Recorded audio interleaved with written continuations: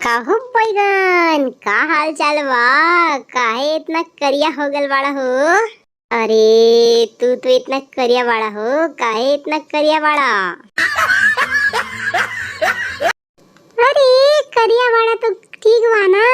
हाँ, लोग हमके कम खाई, हमार तरकारी बनी तो कम खाई कम।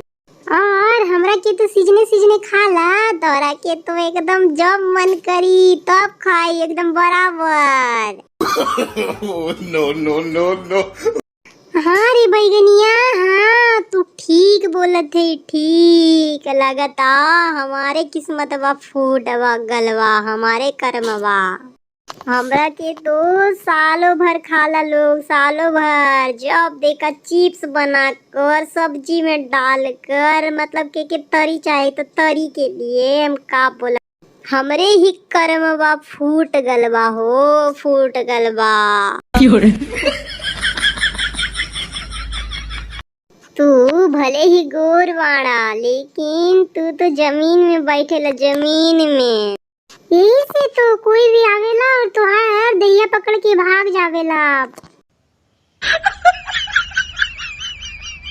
अरे बैगनिया बैगनिया, हाँ जमाल संभाल के बात करा, जमाल संभाल के। नहीं तो अभी हम बता दे हमार औकात तह के, ठीक बा?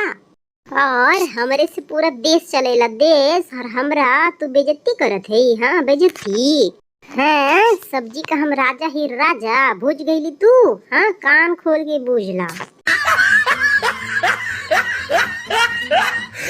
चुप साला चुप।